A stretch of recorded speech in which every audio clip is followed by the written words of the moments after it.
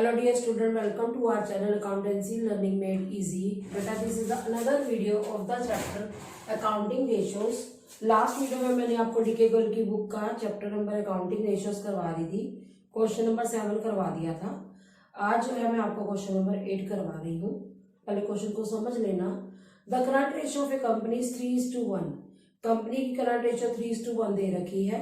State giving reason which of the following suggestion would improve, reduce और not change the current ratio. कि क्या होगा हमारी ratio में, कुछ केसेस दे रखे हैं। तो अब लिखिए क्वेश्चन नंबर 8, इसका लिख लीजिए current ratio is equal to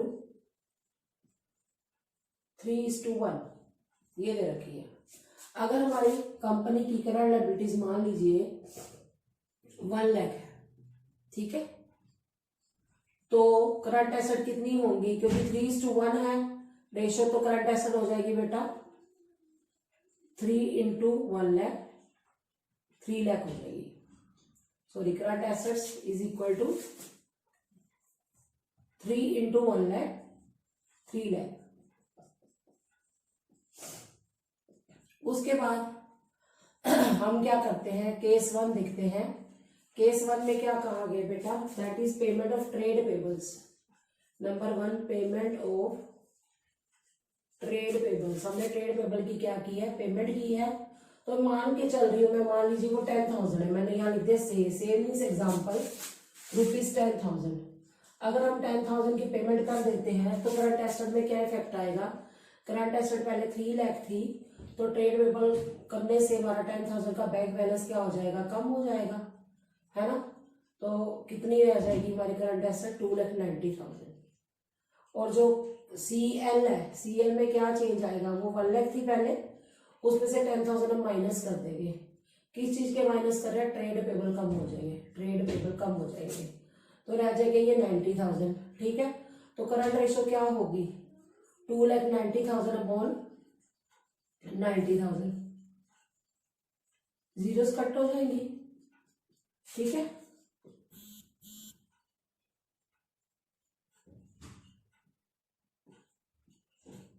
three 3.2:1।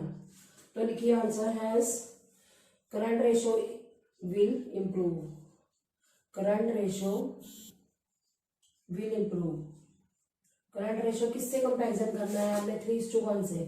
Current ratio will improve, ठीक है। उसके बाद हम करते हैं अगला,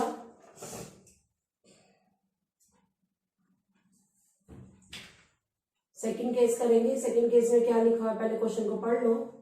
number 2, sale of goods costing 20,000 for 20,000 on credit. कि हमने गुड्स क्या की है, गुड्स हमने सेल की है 20,000 वाली, 20,000 में ही कैश में की है। तो लिखिए number 2,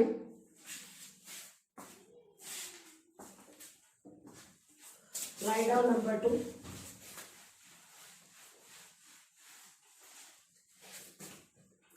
sale of goods costing 20,000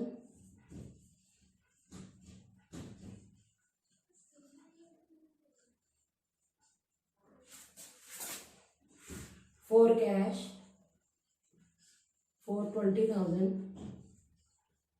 for cash। Cash में खरीदे हैं हमने गुड्स, तो क्या होगा, हमारी जो करंट एसेट है वो 3 लाख थी, गुड्स माइनस कर देंगे, 20,000 वाली गुड्स चली गई, इन्वेंट्री लिख देंगे इसकी ब्रैकेट में, फिर प्लस करेंगे कैश 20,000, क्योंकि कैश बढ़ जाएगा। कैश लिखिए, कैश बढ़ जाएगा, तो रेशियो क्या हो जाएगी, सेम रहने वाली है, क्योंकि करंट एसेट में कोई चेंज नहीं है। सेल लिखा है, ध्यान से देखिएगा, सेल करेंगे तो पैसे आएंगे, करंट लायबिलिटी सेम रहेगी, 1 लाख रहेगी, इसमें कोई चेंज नहीं आएगा। तो करंट रेशियो क्या हो जाएगी, 3 लाख अपॉन 1 लाख। तो रेशियो क्या आ जाएगी, सेम आ जाएगी, 3:1 लिखो। Hence current ratio will not change, current ratio change नहीं होगी। अब सिचुएशन अगली देखिए, थर्ड क्या दिया हुआ है, sale of goods costing 20,000 for 18,000 on credit. आप लिखो number 3, sale of goods costing ₹20,000, ₹18,000 on credit. अब सेल वर्ड को ध्यान से अंडरलाइन करिए, क्यों? क्योंकि बच्चे कंफ्यूज होते हैं, सेल या के परचेज है। अब 20,000 की गुड्स को हमने 18,000 में बेचा है क्रेडिट में, ऑन क्रेडिट पे, तो क्या होगा थर्ड सिचुएशन में? करंट एसेट में से इन्वेंट्री कम हो जाएगी 20,000 की। अब ब्रैकेट में लिखो इन्वेंट्री, पर क्या बढ़ जाएगा आपका? डेटर बढ़ जाएंगे 18,000 के, क्योंकि उधार में बेचा है। तो आप इसमें डेटर्स लिख दीजिए, डेटर्स। तो क्या हो जाएगा? 2,000 कम हो जाएगी, 3 लाख में से 20,000 माइनस कर दिए, 2,98,000 आ जाएगी। करंट लायबिलिटी में कोई चेंज नहीं आएगा, तो आंसर क्या आएगा? Current ratio 2,98,000 upon 1 lakh. तो करंट रेशियो क्या हो जाएगी? रिड्यूस हो जाएगी, 2.98:1। करंट रेशियो विल रिड्यूस आ जाएगा इसका आंसर। अगला आता है sale of goods costing 20,000 at a profit of 1,000। लिखिए situation 4, sale of goods costing 20,000 for at a profit of, लिखिए at a profit of ₹10,000, profit of rupees, कितने का प्रॉफिट है? 1,000, 1,000 का प्रॉफिट है। तो अब हम क्या करेंगे? स्टॉक माइनस करेंगे 20,000 और कैश में कितना प्लस करेंगे? 21,000। क्यों? क्योंकि 1,000 का फायदा हुआ, तो प्रॉफिट समेत हमारा जो कैश है वो क्या आ जाएगा? बढ़ जाएगा। 20,000 वाली गुड्स हमने 21,000 में बेची होंगी, तो हमारी एसेट कितनी हो जाएगी? करंट एसेट 3,01,000 हो जाएगी, 3,01,000। तो हमारी रेशियो में क्या चेंज आएगा? करंट लायबिलिटी में तो कोई चेंज नहीं आना, वो तो सेम रहेगी। करंट एसेट कितनी होगी? 3,01,000, ठीक है, 3,01,000। तो रेशियो हमारी इंप्रूव हो जाएगी, 3,01,000 upon 1 lakh, 3.01:1। Current ratio will improve. आप देख सकते हो किससे कंपैरिजन करना है? जो क्वेश्चन में दिया हुआ, क्वेश्चन में क्या है? 3:1 है, तो आपकी रेशियो क्या हो जाएगी? इम्प्रूव हो जाएगी। ठीक है बेटा, आप आंसर देख भी सकते हो, इम्प्रूव आ रही है। अगला है ई point, purchase of goods on credit.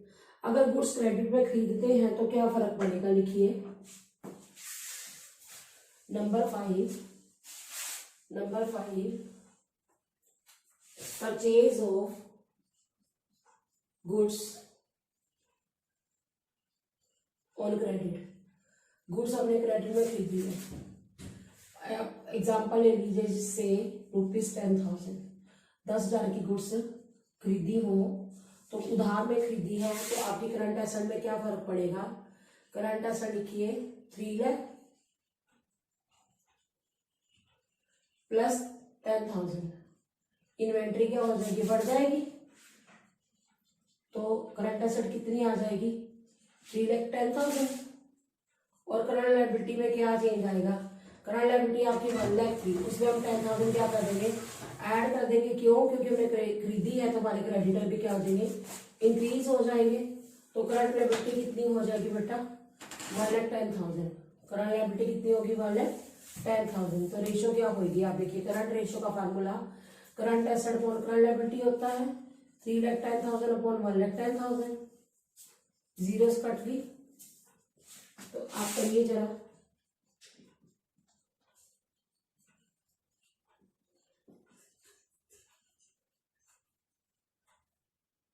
To point eight one is to 1, hence current ratio will reduce. Current ratio क्या हो जाएगी? रिड्यूस हो जाएगी। आप आंसर चेक कर सकते हैं, करंट रेशियो रिड्यूस हो जाएगी ई पार्ट में। ई पार्ट था ये, मैंने 5th लिख दिया, आप ई लिखेंगे इसको। ABCDEF दे रखा है, GB है। अब अगला केस देखिए, purchase of goods for cash. लिखिए purchase of goods for cash. अगर गुड्स खरीदेंगे कैश में, तो गुड्स तो आ जाएंगी और कैश क्या हो जाएगा? कम हो जाएगा, तो करंट एसेट में कोई चेंज नहीं आएगा। लिख लीजिए 6th, purchase of goods for cash. Cash में हमने खरीदी है, आप लिख लीजिए से ₹10,000 से, मतलब फॉर एग्जाम्पल 10,000 की। हम कुछ भी मान सकते थे, 5,000 भी मान सकते थे। करंट एसेट कितनी होगी? 3 लाख प्लस 10,000, इसकी ब्रैकेट में हम क्या लिखेंगे, इन्वेंट्री, फिर माइनस करेंगे 10,000, ये क्या होगा, कैश, कैश कम हो गया, तो क्या आंसर आया आपका, 3 लाख का 3 लाख ही आएगा। करंट एसेट कोई चेंज नहीं आने वाला, और करंट लायबिलिटी सेम रहेगी, करंट लायबिलिटी में कोई चेंज नहीं आएगा, तो करंट रेशो क्या रहेगी, सेम रहेगी। आप देख लीजिए, करंट रेशो का फार्मूला होता है current asset upon current liability, तो आंसर आएगा 3 लाख अपॉन 1 लाख।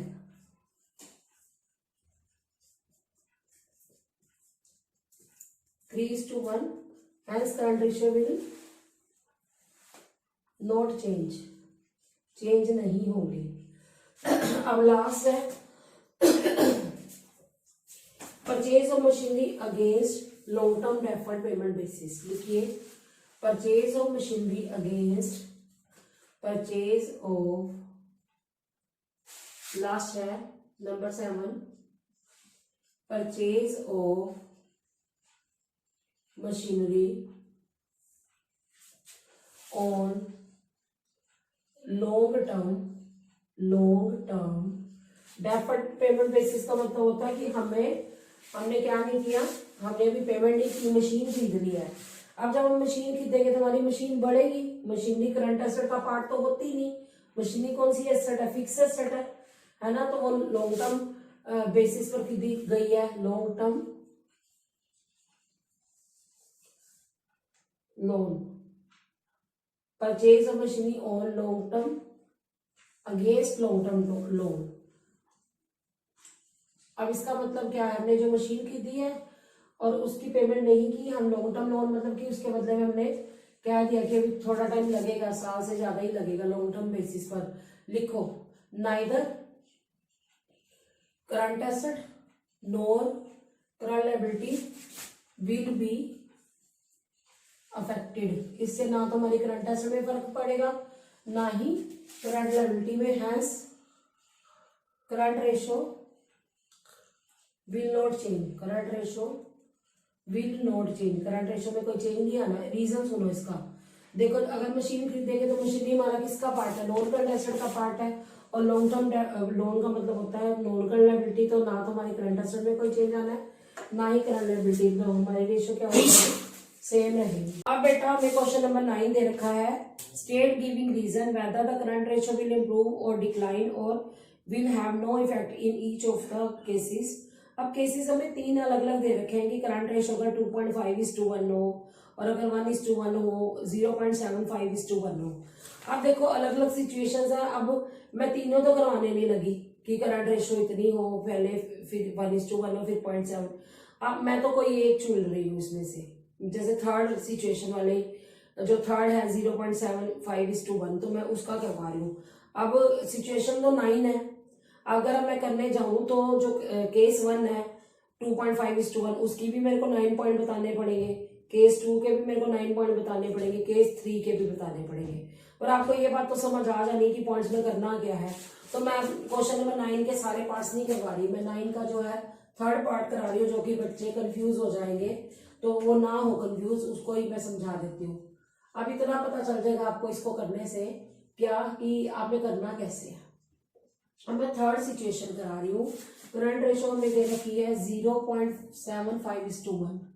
अगर CL क्या हो 1 लाख है, तो करंट एसेट कितनी होगी, करंट एसेट 1 लाख इंटू 0.75 होगी। इसका मतलब क्या है, करंट एसेट हमारी 75,000 है।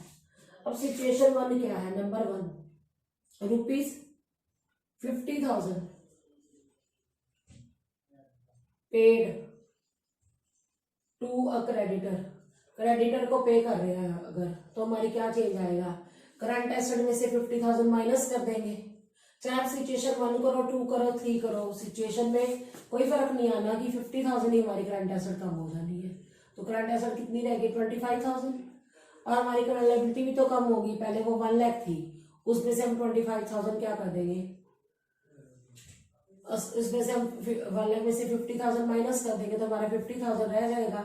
तो करंट रेशो क्या आएगी, करंट रेशो का फार्मूला होता है CA/CL, CA है 25,000 अपॉन CL, CL हमारी है 50,000, तो ये आ गई 0.5:1। अब रेशो क्या थी, 0.75 थी ना, तो hence current ratio will reduce. Current ratio क्या आ जाएगी, डिक्लाइन लिख दो या रिड्यूस लिख दो, एक ही बात है। हैंस लिख दीजिए, hence current ratio will reduce. तो आप देख सकते हो, ठीक है। सिचुएशन 1 का आंसर करंट रेशो क्या आ रही है, रिड्यूस हो रही है। अगर आप कोई भी रेशो ले लो, जैसे करंट रेशो जो दी हुई है आपको क्वेश्चन में 2.5, उसमें भी ऐसे ही करना है कि आप करंट एसेट में से माइनस करोगे और करंट लायबिलिटी में से भी माइनस करोगे। अब चलते हैं सेकंड सिचुएशन पर। सेकंड सिचुएशन में क्या दे रखा है बेटा आपको, नंबर 2, सेल ऑफ गुड्स। मैं एग्जांपल लेती हूँ, ₹10,000 at a loss of 10%।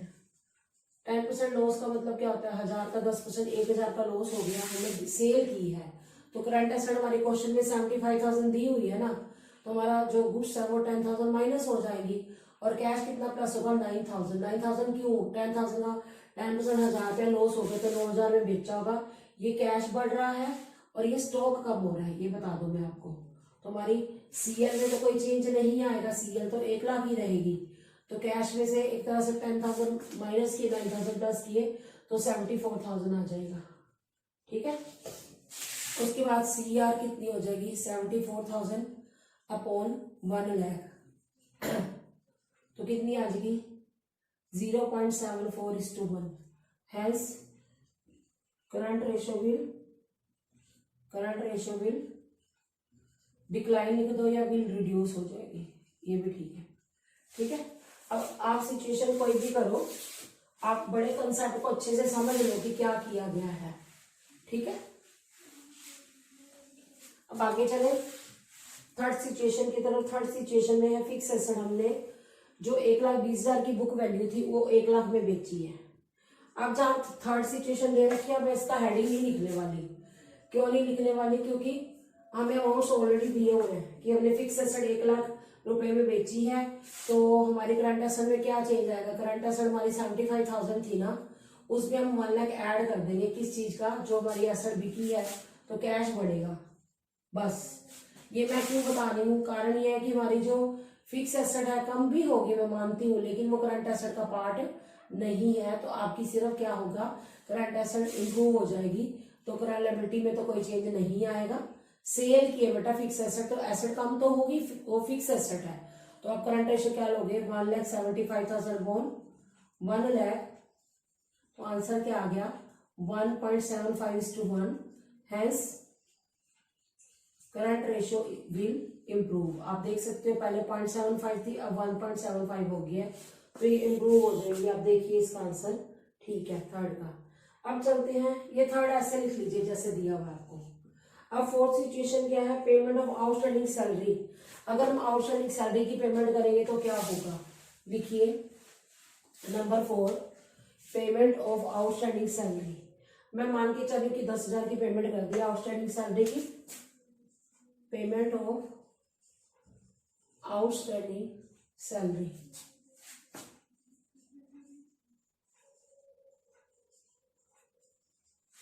That is of rupees, nothing is mention. मैं मान के चल रही 10,000 है, 5,000 भी मान सकते, कोई फर्क नहीं पड़ता, 10,000 मान रही हूँ। तो करंट एसेट में क्या चेंज आएगा, 75,000 करंट एसेट थी, जिसमें से हमने 10,000 माइनस कर दिए सैलरी के, तो रह गए 65,000। तो अब हमारी करंट लायबिलिटी में भी चेंज आएगा, वो 1 लाख थी, उसमें से 10,000 माइनस कर देंगे। ये किस चीज के माइनस कर रहे हैं, आउटस्टैंडिंग सैलरी के, तो अब आ जाएगी ये 90,000। तो सी आर कितनी हो जाएगी, C R is equal to C A upon C L, current ratio C A upon C L,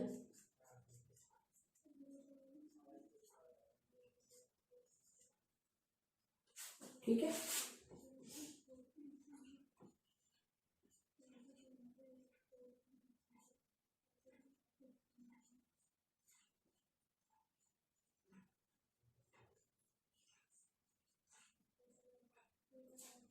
ये आएगी 0.74, एक मिनट,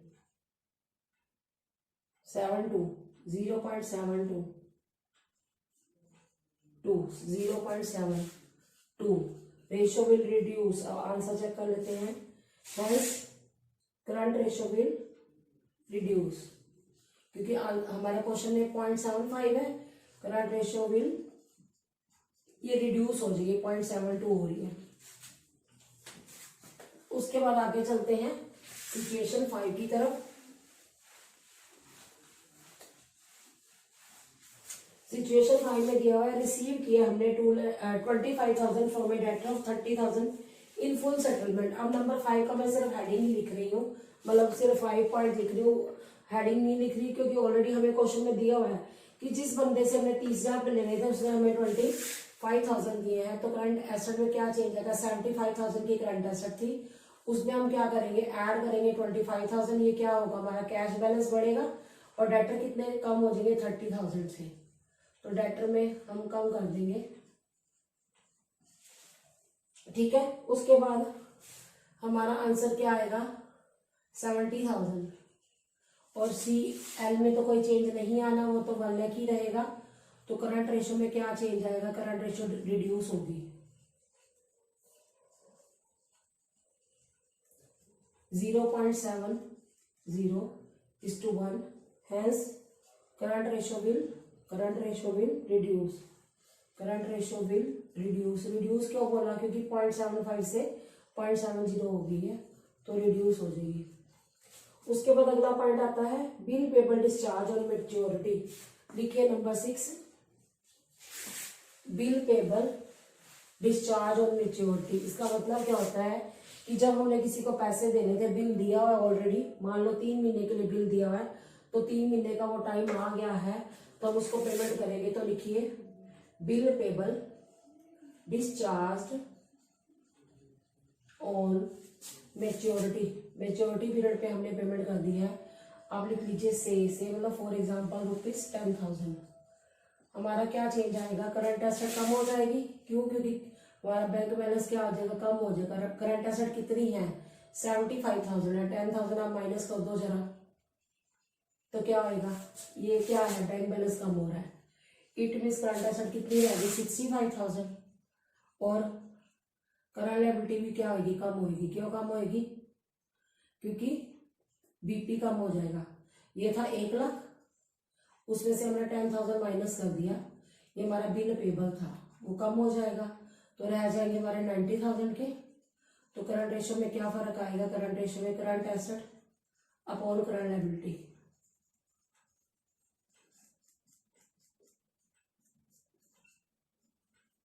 वही सेम रहना जो मैंने अभी आपको बताया था।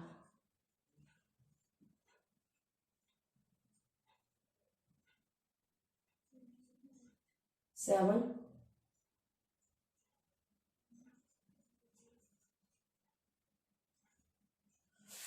0.72:1। Hence current ratio will reduce हो जाएगी, करंट रेशियो हमारी, ठीक है। उसके बाद अगला है नंबर 7। नंबर 7 में क्या लिखा है, परचेज गुड्स ऑन क्रेडिट। अगर हम क्रेडिट में गुड्स खरीदते हैं तो क्या होगा, क्रेडिटर बढ़ेंगे, उधर से गुड्स बढ़ेंगे, गुड्स मीन स्टॉक बढ़ेगा। तो मैं ये मान के चल रही हूँ कि हम क्या कर रहे हैं, गुड्स 10,000 की खरीद रहे हैं क्रेडिट में। तो लिखिए करेंगे 7 point, bill receivable drawn on debtors. जो हम डेटर के ऊपर क्या लिख रहे हैं, बिल लिख रहे हैं, वो ड्रॉ किया है bill receivable drawn on debtor. तो करंट एसेट हमारी कितनी है, जैसे 75,000 है। मान लीजिए मैंने 10,000 का बिल ड्रॉ किया, 10,000 का, तो क्या चेंज आएगा, आप 10,000 ही माइनस करोगे किसमें से, करंट एसेट में से, यानी हमारे डेटर कम हो जाएंगे, और 10,000 ही आप क्या करोगे, प्लस करोगे। क्यों, क्योंकि बिल रिसीवेबल बढ़ गया। तो यानी कि हमारी करंट एसेट कितनी हो जाएगी, सेम आ जाएगी, 75,000 ही आ जाएगी। करंट लायबिलिटी में तो वैसे भी कोई चेंज नहीं आना, वो तो 1 लाख ही रहेगी। तो करंट रेशियो क्या हो जाएगी, सेम आएगी, 75,000 अपॉन 1 लाख। तो आप लिखेंगे 0.75:1। Hence current ratio will remain same, remain same. ये था बेटा 7 पॉइंट। अब हम बात करते हैं 8 पॉइंट की, परचेज गुड्स ऑन क्रेडिट। अगर हम गुड्स क्रेडिट में खरीदेंगे तो क्या इफेक्ट आएगा। मान लीजिए मैं मान के चलती हूँ कि गुड्स जो है 10,000 की क्रेडिट में खरीदी, तो एक तो हमारा क्या बढ़ेगा, इन्वेंट्री बढ़ेगी ना, वो है करंट एसेट का पार्ट, और एक तरफ से लायबिलिटी बढ़ेगी, वो है करंट लायबिलिटी का पार्ट। तो लिखिए number 8, purchase of goods on credit ₹10,000 मैंने एज्यूम कर लिया, आप 5,000 भी एज्यूम कर सकते हो। तो करंट एसेट हमारी कितनी थी, 75,000 थी। इन्वेंट्री बढ़ जाएगी 10,000 से, इन्वेंट्री, और करंट लायबिलिटी में क्या चेंज आएगा, 1 लाख प्लस 10,000। ये जो 10,000 कर रही हूँ उसको हम क्रेडिटर बोल देते हैं, क्रेडिटर्स। तो हमारी जो वो है करंट एसेट 85,000 हो जाएगी, और करंट लायबिलिटी जो है 1,10,000 हो जाएगी।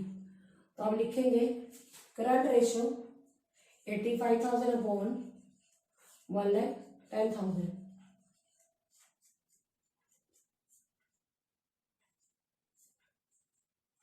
ठीक है, अब इसको सोल्व करते हैं।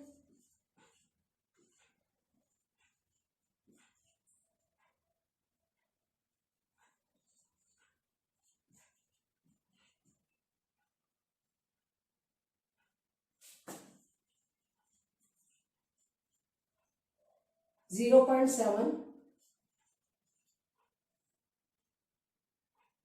ठीक है,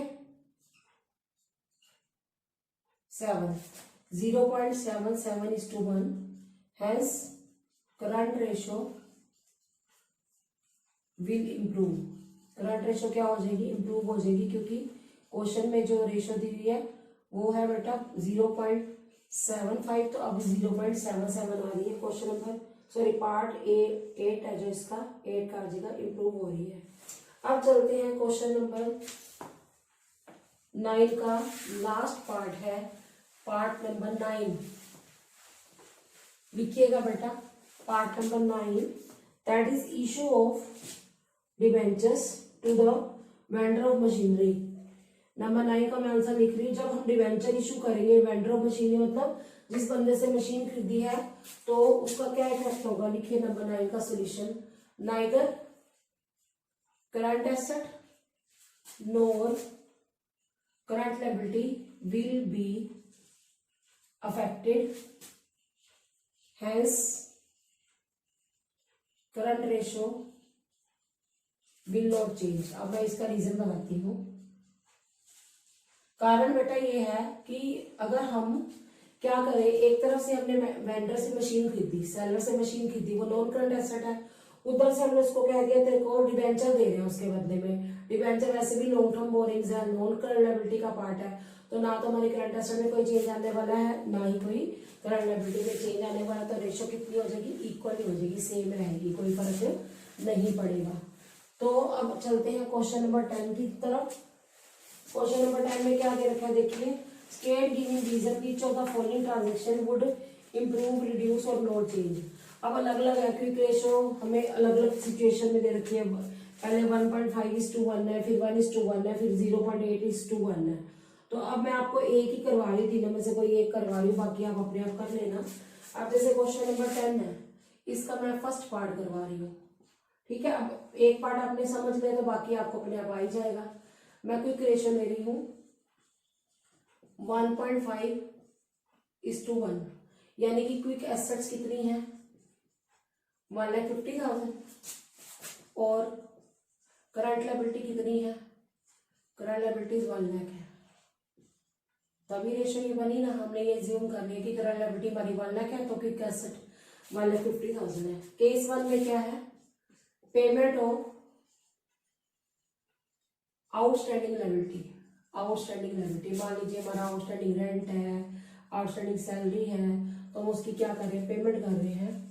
तो हम क्या करेंगे, लायबिलिटीज मैंने मान लिया से ₹10,000, 10,000 की पेमेंट कर दी हमने, ठीक है। तो अब क्या होगा, current asset, sorry quick asset, क्योंकि क्विक रेशो में क्विक एसेट आती है। क्विक एसेट मेरी मान लिया 50,000 है, अगर मैं 10,000 की पेमेंट कर दूंगी तो क्या हो जाएगा, हमारा कैश बैलेंस कम हो जाएगा, तो रह जाएगा हमारा 1,40,000। और जो हमारी करंट लायबिलिटी है वो 1 लाख है, उसमें से हमने 10,000 माइनस कर देंगे। ये 10,000 क्या माइनस किया, करंट लायबिलिटी का, आउटस्टैंडिंग लायबिलिटीज हो गई जैसे, तो हमने क्या कर दिया, 90,000 आएगी। अब क्विक रेशियो कैसे निकालेंगे, quick ratio is equal to quick asset upon current liability. Quick asset हमने अभी निकाली है 1,40,000, करंट लायबिलिटी भी आपने अभी निकाली है 90,000, तो आप करके देखिए।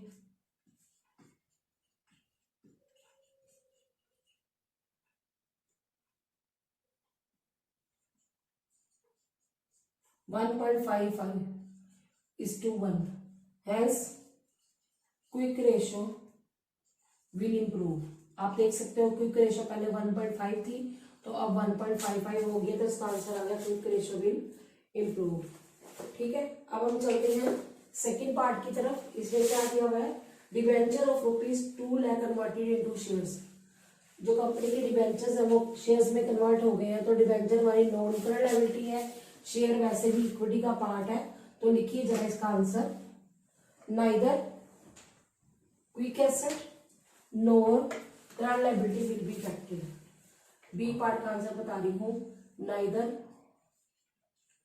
Quick asset nor current liability will be affected.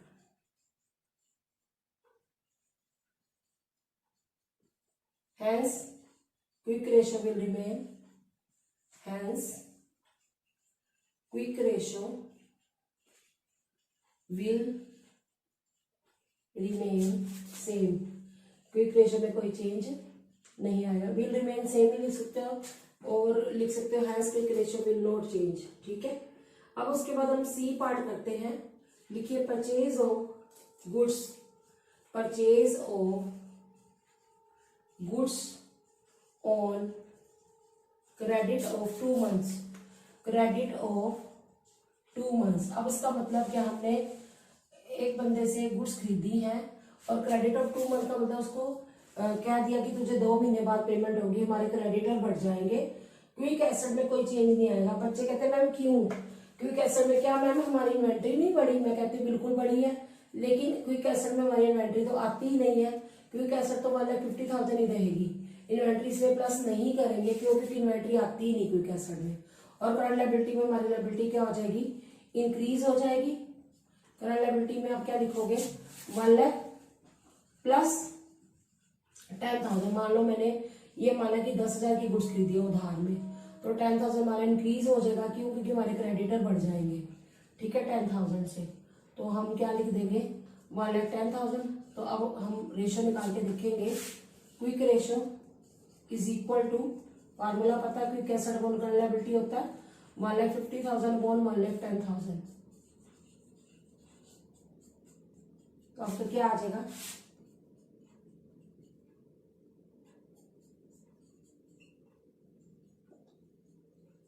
ठीक है, 1.36:1, has quick ratio will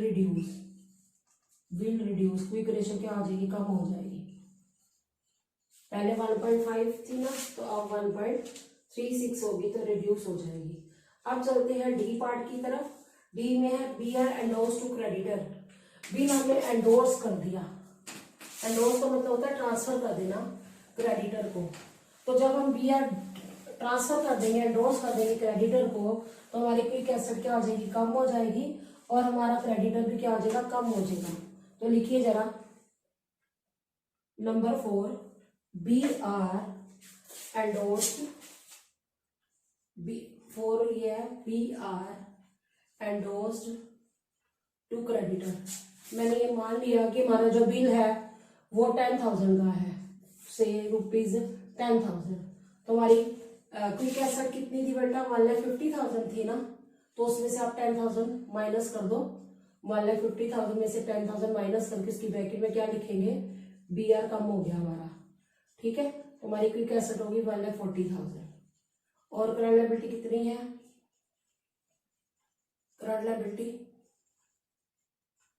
that is 1 lakh minus 10,000। 10,000 minus करते हुए हमारे क्रेडिटर क्या हो जाएंगे, कम हो जाएंगे, ये लिख दिया हमने। तो रह गए हमारे 90,000, करंट लायबिलिटी 90,000 की रहेगी। तो क्विक रेशियो क्या से लिखेंगे, 1,40,000 upon 90,000।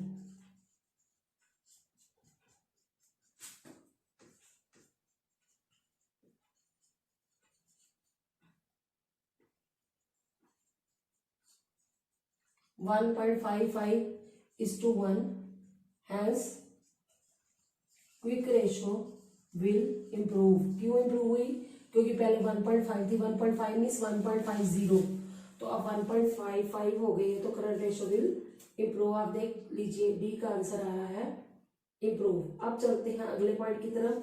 Cell of goods costing 50,000 ₹4.45,000। आप इसका हेडिंग खुद लिख लीजिए, मैं आंसर बता देती हूँ, क्योंकि हमें 50,000 वाली गुड्स ना बेचनी पड़ी है 45,000 में। तो आपकी जो गुड्स है वो तो 50,000 की माइनस हुई है, पर क्योंकि आपने क्विक एसेट में लेनी नहीं होती, क्या नहीं लेनी होती, गुड्स नहीं लेनी होती, इन्वेंट्री नहीं लेनी होती। आप सिर्फ क्विक एसेट में क्या चेंज करोगे, आप क्विक एसेट वाला 50,000 लिखोगे, उसमें 45,000 ही सिर्फ प्लस करोगे। ये किसका प्लस करे, हमारा जो कैश बढ़ जाएगा।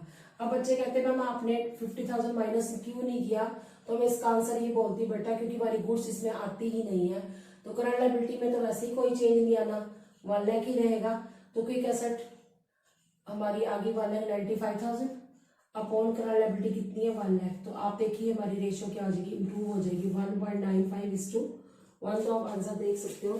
करंट एसेट ई पार्ट है इसका, ये ई पार्ट है बेटा, ई पार्ट।